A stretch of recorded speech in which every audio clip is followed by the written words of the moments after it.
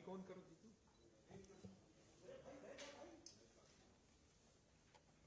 मित्रों, आज सभी को नमस्कार।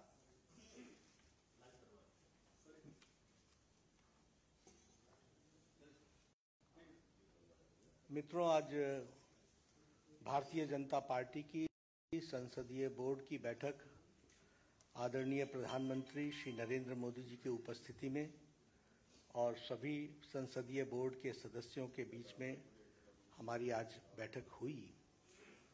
और हम सब लोग जानते हैं कि 15 जून को राष्ट्रपति के चुनाव की अधिसूचना जारी हुई थी और उसी समय ये अधिकृत किया गया था पार्टी की ओर से कि हमारे वरिष्ठ नेता भारत के रक्षा मंत्री श्री राजनाथ सिंह जी और मैं पार्टी के अध्यक्ष के रूप में विभिन्न घटक दलों से और हमारे जो यूपीए के पार्टियां हैं उनके नेता उनके साथ हम बातचीत करें और बातचीत करके राष्ट्रपति के चुनाव के लिए सर्वसम्मति बनाते हुए हम आगे बढ़ें। हमारे आदरणीय राजनाथ जी ने यूपीए के घटक दलों के नेताओं के साथ बातचीत की, कुछ के साथ उन्होंने बातचीत की, कुछ के साथ हमने बातचीत की। बातचीत का दौर चलता रहा, लेकिन कोई सर्वसम्मति पर आने की बात हो नहीं पाई और नामों की चर्चा के बारे में भी कोई सर्वसम्मति नहीं हो पाई। और आज हम जानते हैं कि यूपीए ने अपना राष्ट्रपति का प्रत्याशी घोषित कर दिया है। इसलिए आज की बैठक में हम सब लोग जो संसदीय बोर्ड के सदस्य थे, सब इस मत के आए कि भारतीय जनता पार्टी एनडीए अपने सभी घटक दलों के साथ बातचीत करते हुए हम राष्ट्रपति चुनाव के में अपना प्रत्याशी घोषित करें, क्योंकि यूपीए ने घोषित कर दिया। हम चाहते थे कि सर्वसम्मति से कैंडिडेट आए, क्योंकि राष्ट्रपति का चुनाव सर्वसम्मति से होता है तो अच्छा रहता है।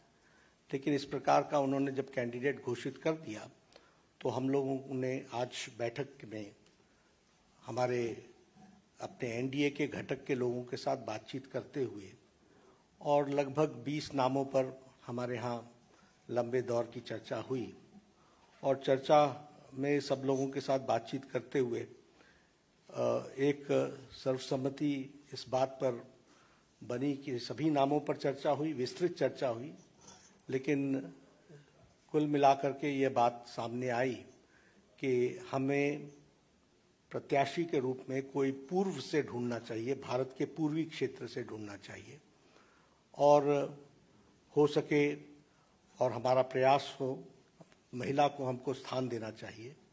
और आज तक कोई आदिवासी ट्राइबल प्रत्याशी राष्ट्रपति के रूप में नहीं आया है, इसलिए हमें ट्राइबल पर और पहली बार कोई ट्राइबल को भारतीय एनडीए की तरफ से हम कैंडिडेट बना सकेंगे, ऐसा संसदीय बोर्ड पार्लियामेंट्री बोर्ड का मत था। और इसलिए श्रीमती द्रौपदी मुर्मू इनको राष्ट्रपति का प्रत्याशी घोषित किया गया है एनडीए की तरफ से। और हम सब जानते हैं कि श्रीमती द्रौपदी मुर्मू जैसे राधाकृष्णन जी शिक्षा से जुड़े हुए थे, सर्वपल्ली राधाकृष्णन राष्ट्रपति के रूप में, उसी प्रकार द्रौपदी जी का भी जीवन आजीवन शिक्षा से जुड़ा रहा और वो टीचर के रूप में, शिक्षक के रूप में उन्होंने अपना जीवन प्रारंभ किया। बाद में वो काउंसलर भी बनी और वाइस चेयरपर्सन रायरंगपुर की बनी और उसके बाद उन्होंने एक लंबा अरसा विधायक के रूप में देखा और विधायक के रूप में वो मंत्री बनने का भी उनको सौभाग्य मिला। उन्होंने सरकार में मंत्री के रूप में भी गवर्नमेंट ऑफ उड़ीसा में transport, commerce, animal husbandry ministry और फिशरीज मिनिस्ट्री को भी उन्होंने संभाला। और सबसे अच्छी बात यह भी रही कि उन्होंने Neelkanth award for best MLA 2007 का, वह भी उन्होंने अर्जित किया, उनको मिला। और बाद में वो 2015 से लेकर 2021 तक झारखंड स्टेट की गवर्नर रहीं। तो इस तरीके से उनका राजनीतिक जीवन रहा है। एक बहुत ही संवेदनशील महिला नेत्री, जिन्होंने शिक्षा से अपने आप को जोड़ करके जीवन में आगे बढ़े और जो जो जिम्मेवारियां उनको दी गई उन्होंने बहुत उत्तम तरीके से उसको निभाया है।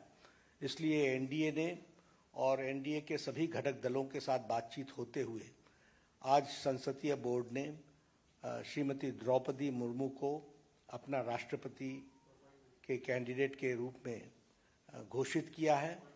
बाकी जानकारियां और डिटेल हम देंगे, उनका बायोडाटा आपको अटैच कर दिया जाएगा। यही घोषणा मुझे करनी थी। तो ये भी सब डिटेल्स वर्कआउट होगा, हम लोग उसके दृष्टि से चर्चा करेंगे, लेकिन घोषणा हुई है, यह मैं कहना। बहुत बहुत धन्यवाद।